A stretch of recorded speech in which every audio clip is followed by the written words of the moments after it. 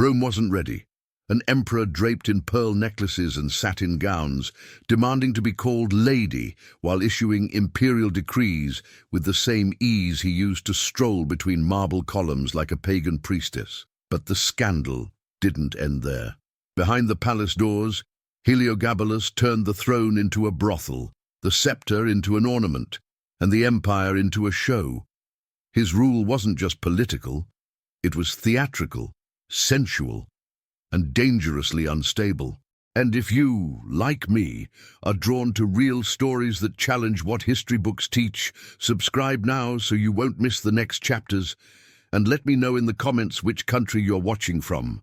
I always read them, because some empires aren't destroyed by enemies, but by those who sit on the throne and light the fuse of scandal with their own hands. Heliogabalus was only 14 when he was pulled from the temples of Emesa in Syria, where he worshipped Elagabal, a sun god surrounded by mystical rituals filled with incense and colorful veils. There, amid drums and processions, he was adored as a divine embodiment, not as a ruler but as a sacred symbol.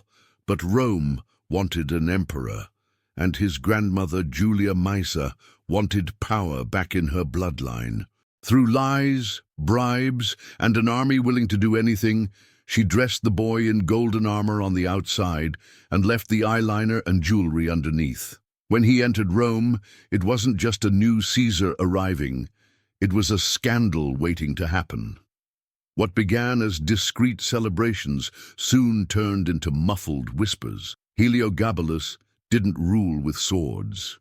He ruled with scandal. While generals waited for commands, the young emperor organized midnight parades within the palace walls, wearing flower crowns and robes that defied every Roman notion of masculinity.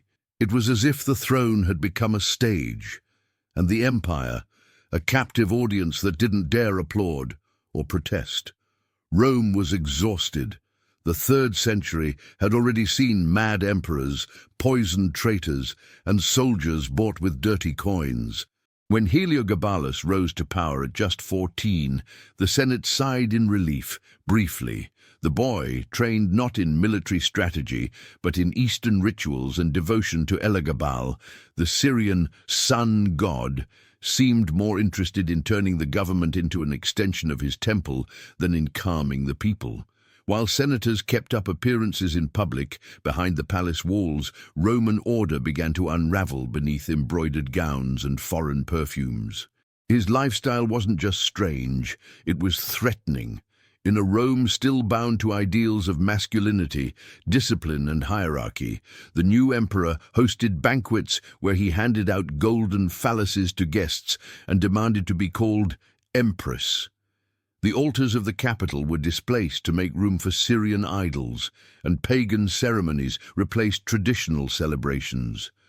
All of it drenched in public orgies and vows exchanged with male lovers who were given the title Caesar's husband. The people watched in silence, not out of approval, but out of fear. Opponents vanished mysteriously or were forced to take part in ceremonies where the emperor undressed in the name of divinity. The Senate, mocked in audiences where Heliogabalus showed up wearing makeup and barefoot, had lost its strength, and the generals waited for the empire to wake up, or for the shame to explode. Rome didn't collapse from barbarian invasions, it collapsed from within, slowly, under the weight of a throne that now wore red lipstick and signed perfumed decrees. And that complicit silence, heavy, paralyzing, spoke more about the fall of an empire than 1,000 pages of history ever could. But it was on a stifling morning, during what was supposed to be an official ceremony, that the mask finally fell, or rather, was replaced with a translucent veil. Heliogabalus appeared through the palace gates with slow, choreographed steps. His arms, adorned with Syrian gold bracelets, moved like those of an Eastern dancer. He wore an emerald silk gown stitched with golden threads and encrusted with stones that reflected the Roman sun with a near liturgical insolence. The crowd gathered to see the emperor fell silent, not in reverence, but in confusion. The Praetorian Guard, lined up on the steps of the Forum, hesitated. Should they applaud, pretend not to see, or kneel? He didn't just break protocol. He disfigured it. He called his slaves by name and introduced them to the Senate as "my husbands." A halo of flowers had been braided into his perfumed hair. When he climbed the podium, he didn't speak of taxes, borders, or reforms. He recited erotic verses in Aramaic and finished with a twirl, like a bride presenting herself before the wedding. The effect was immediate.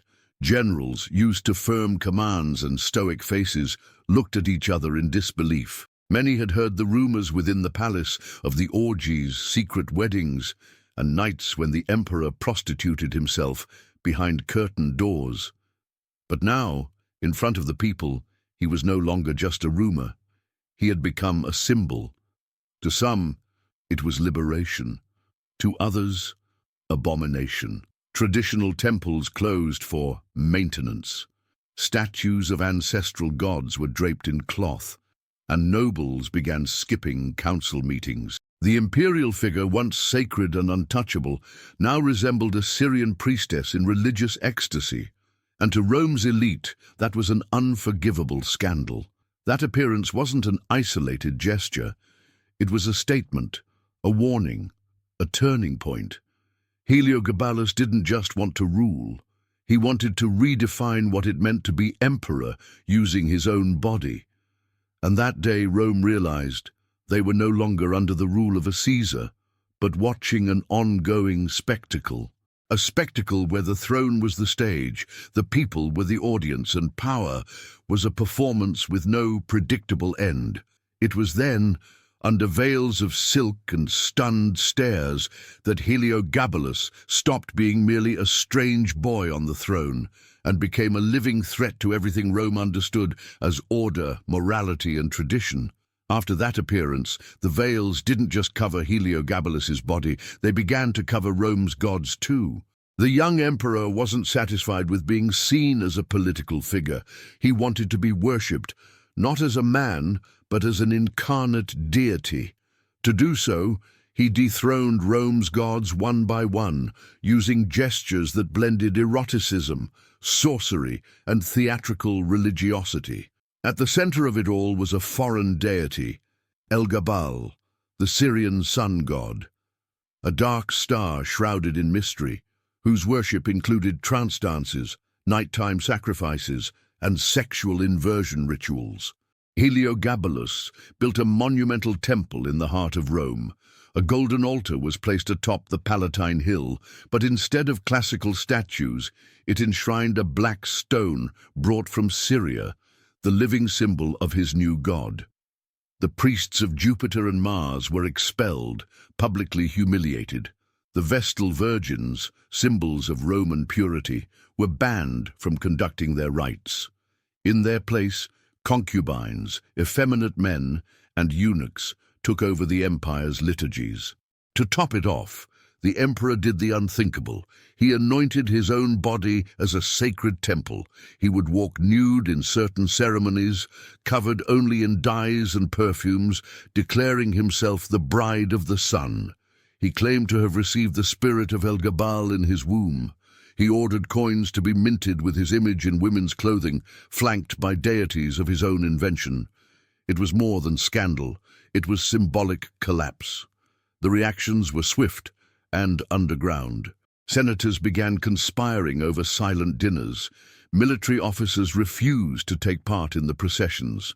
Common citizens avoided the new temple, whispering that the emperor's god brought curses, not light. Rumors spread that the Syrian stone bled under the full moon, and that from atop the hill one could hear Caesar himself moaning like a priestess in trance. What began as worship turned into a cult. What was meant to unite, divided. Pragmatic Rome, built on order and hierarchy, now found itself engulfed in incense smoke, religious orgies, and decrees issued in the name of a foreign god no one had asked for. To the conservatives, it was more than heresy. It was a slow poison dissolving the empire's foundations. And still, Heliogabalus smiled, as if dancing over the coals he had lit himself. Each destroyed altar was, to him, another step toward total deification. He didn't want to be remembered as an emperor. He wanted to be eternal, even if that meant burning every god that came before. But it wasn't only the temples that were transformed. Soon, even the imperial palace corridors stopped being symbols of authority and began echoing sounds that had nothing solemn about them. Political ceremonies gave way to nighttime performances. Halls where generals once swore loyalty became rooms stifled by red curtains and oriental fragrances. There, Heliogabalus ruled not with decrees, but with moans. He didn't demand loyalty to the crown, but desire for the flesh, and the higher a guest's rank, the deeper the ritual of surrender. Later accounts describe secret passages built between private chambers. The young emperor, then only 17, hosted banquets followed by clandestine auctions, where the item for sale was himself. It was said he dressed as a Syrian courtesan, in translucent veils and gold bracelets, and sat behind screens waiting for bids. He accepted coins, refused counsel, charged like a slave, but ruled like an obsession. For many nobles, refusal wasn't an option. Refusal was a sentence, not of death, but of political exile. To be close to the throne, one had to pass through the bed, and the bed had become a stage for ritual humiliation. The line between pleasure and punishment no longer existed. Some claimed to leave ashamed, others transformed, but all, inevitably, subdued. The Queen Mother, who once shaped Heliogabalus's destiny, began living in isolation. The Senate stopped sending delegations. Generals fell silent in assemblies. It was as if the entire empire stood frozen, watching supreme power offer itself up to its own dissolution. But there was method behind the madness. Heliogabalus didn't see sex as scandal, but as calculated subversion. He viewed the body as the only throne that couldn't be overthrown. He placed himself as an object, but controlled every gaze, every word, every desire. It wasn't submission, it was domination turned inside out. And still decay spread. Guards began disappearing, advisors avoided entering his chambers after sunset, and a whisper began circling Rome like a bitter prayer. The empire wasn't being invaded from the outside. It was rotting from within, night after night behind closed curtains and purchased pleasure. Heliogabalus had turned the palace into a brothel, but to him, it was more than that. It was the new liturgy of the empire, an empire where the body was the altar, pleasure was politics, and shame, a weapon only the weak feared. But what seemed like scandal was only the prelude, because amid the chaos, Heliogabalus decided to institutionalize desire. If he couldn't be empress by decree, then he would become a wife by right. The announcement struck like muffled thunder beneath the Senate's columns. The emperor had married a soldier from the imperial guard, not in secret, not metaphorically, but with rings, witnesses, pagan blessings, and a public ceremony that forced everyone present to applaud, even if their hearts burned with revulsion. He didn't just break tradition, he demanded that Rome call him Lady Heliogabalus. And he didn't stop there. There were more than 2 official marriages to men, soldiers, gladiators, even a charioteer. To those who mocked, he responded with generous dowries, luxurious bridal gowns, and promises of courtly status. He created a private hall where his wedding rings were displayed, like trophies of affection and defiance. The provocation was in every detail, every veil, every vow spoken with a soft voice and painted eyes. But the deepest, most feared gesture was still to come. Unconfirmed reports claimed Heliogabalus had offered gold to doctors to perform a surgery that would make him a real woman. At a time when bodies were sacred and untouchable, his proposal sounded like raw sacrilege. He wanted to transcend the empire, even biologically. To the poets and artists of the time, it was divine transgression. To the generals, sheer instability. But to the senators, it was the sign of collapse. And collapse never arrives screaming. It announces itself in silence.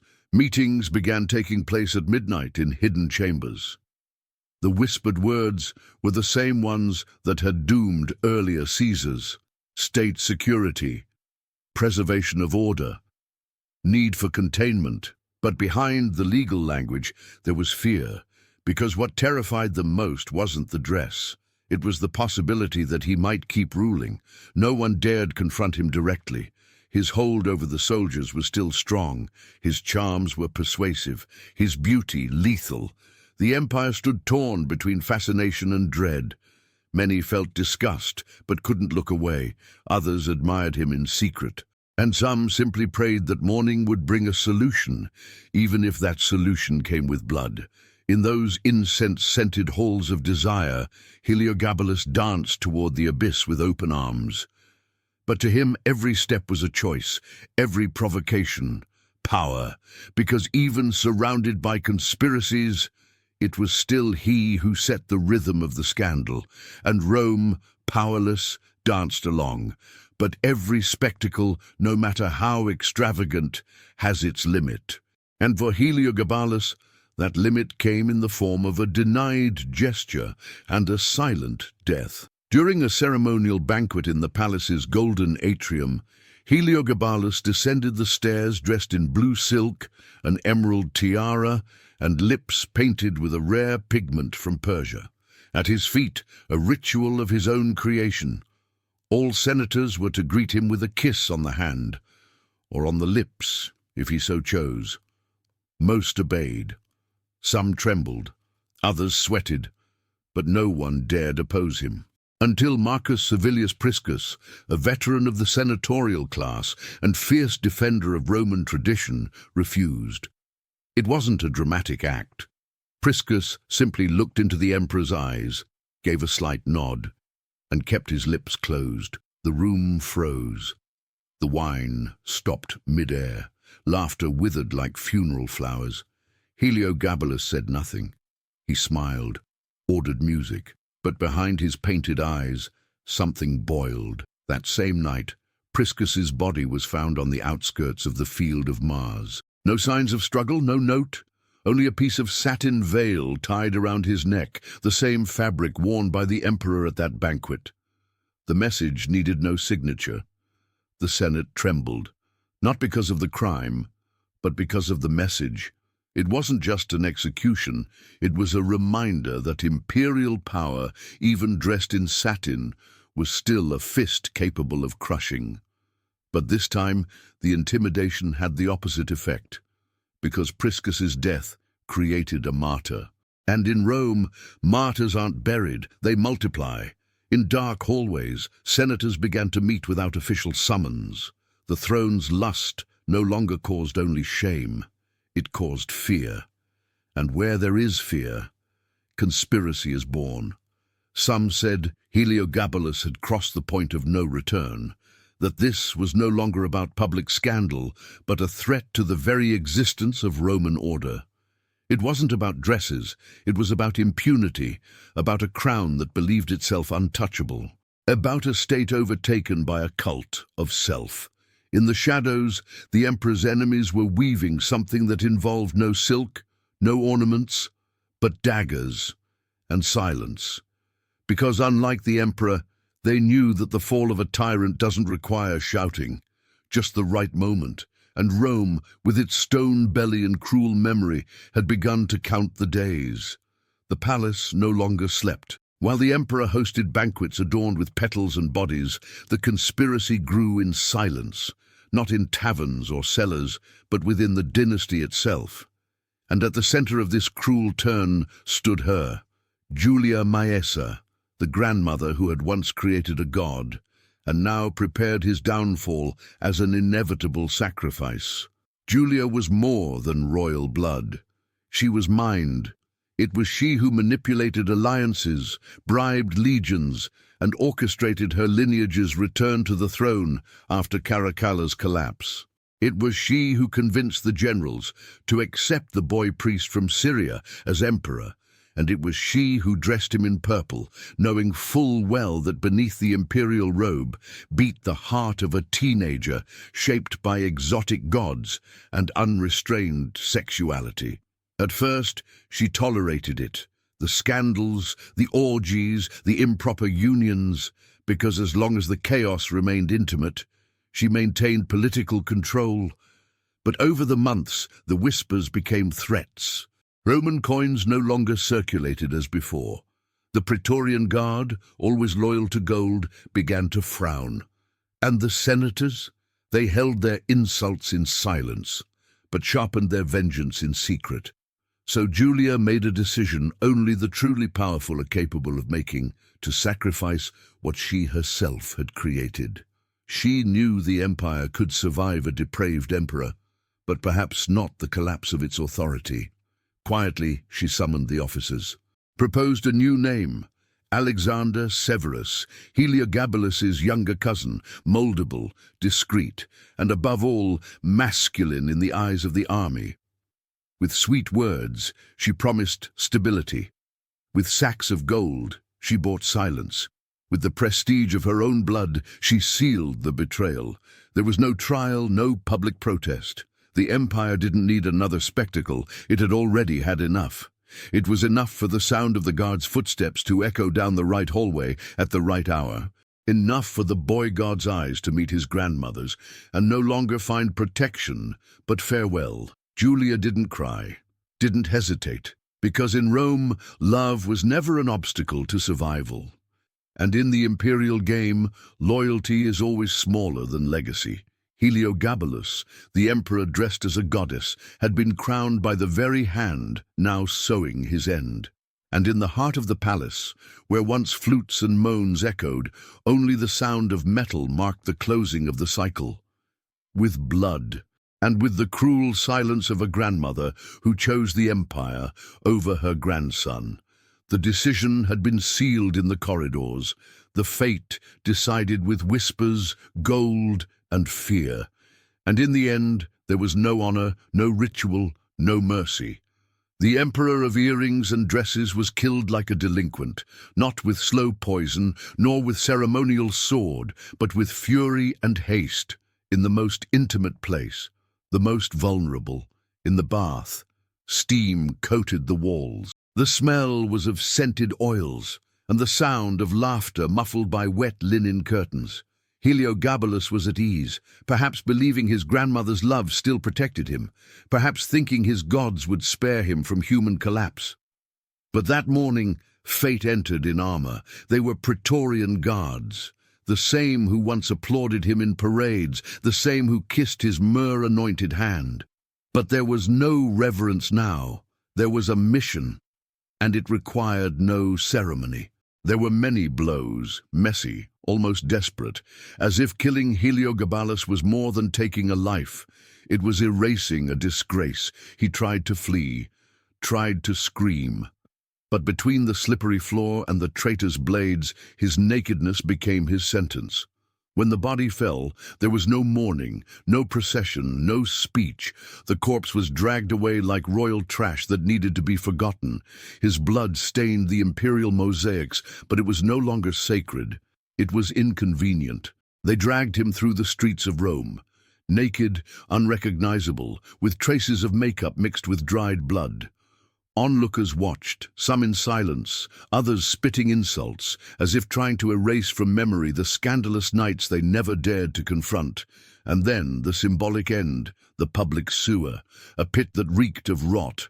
That's where Heliogabalus was thrown, like profane garbage, like an offering no one wanted to receive. No tomb, no epitaph, no name. The boy priest who wanted to be a goddess. The emperor who danced like a woman and ordered his lovers to wear armor. The provocateur of an empire tired of being provoked, ended up where emperors were never supposed to end, not as a martyr, not as a tyrant, but as a scandal Rome chose to erase in the cruelest way, disappearance without dignity. And so, between the steam of a bath and the filth of a sewer, the intimate empire of Heliogabalus came to an end. An empire of delusions, rituals, lust and defiance, ultimately brought down by the silent blade of his own guardians. Heliogabalus's body vanished, but his political ghost refused to die. Ashamed of what it had allowed, Rome didn't just bury an emperor, it buried records, destroyed images, silenced witnesses. It marked the beginning of the most aggressive erasure of imperial memory the empire had ever seen. Right after the execution, silent orders circulated among senators, architects, and sculptors, not by decree, but by consensus. Statues of Heliogabalus were beheaded or completely destroyed. Where once stood the delicate face of the young emperor crowned with pearls, now remained cracked heads, mutilated torsos, faces resculpted with the generic features of other Caesars. Coins bearing his likeness were collected in bulk and melted down. The gold returned to the imperial treasury, nameless, faceless. Heliogabalus's currency became a silent current, a symbol of a power Rome wished to pretend had never existed. Manuscripts recounting his life began to disappear. Chroniclers were forced to erase passages, replace entire pages with neutral descriptions or fabricated accounts. In many official records, the name Heliogabalus doesn't even appear. In its place, a blank, an emperor forgotten between the lines. A deliberate hole in the chronology of an empire that preferred emptiness over the memory of scandal. But silence, like blood, leaves traces. Some scribes refused to fully comply. They hid phrases in footnotes, wove clues into coded letters. And travelers from neighboring cultures carried rumors to their lands about the Queen Emperor who turned the Palatine Hill into a stage of pleasures and blasphemies. Thus, Heliogabalus slipped into shadow, preserved in whispers. The attempt to erase his existence had the opposite effect.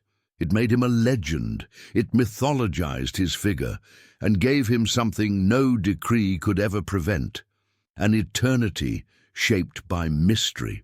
In small towns of the former empire, unsigned murals depict androgynous figures surrounded by torches, with flowing veils and painted eyes. In catacombs of some Syrian villages, graffiti speaks of an imperial priest exiled for loving too deeply. No direct proof, but a trail of echoes. Centuries later, scholars and archaeologists searched every fragment. A coin left unmelted, a bust hidden in private gardens, a manuscript torn and hastily rebound. The puzzle of Heliogabalus's image was pieced back together by hands that held not fear, but fascination. And so Rome, which had tried to delete an emperor from its soul, ended up giving rise to a myth that withstood time, censorship, and shame, because not even the fires of oblivion can erase what scandal etched in desire, power, and tragedy.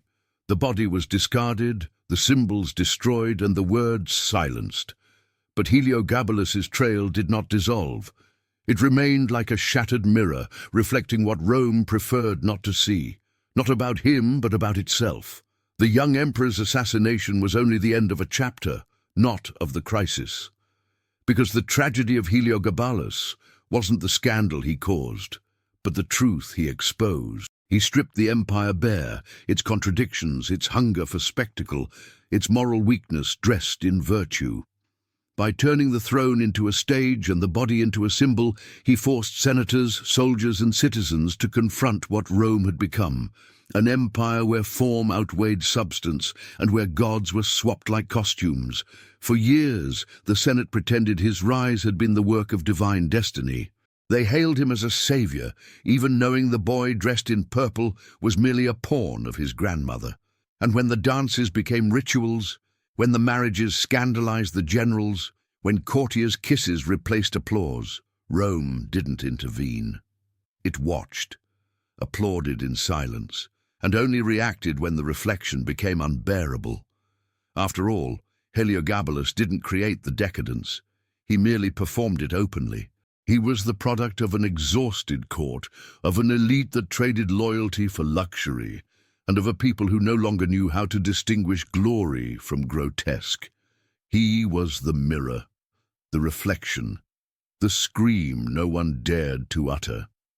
After his death, the emperors who followed tried to restore order. They sought respectability, reverence, sobriety. But the image had already been imprinted.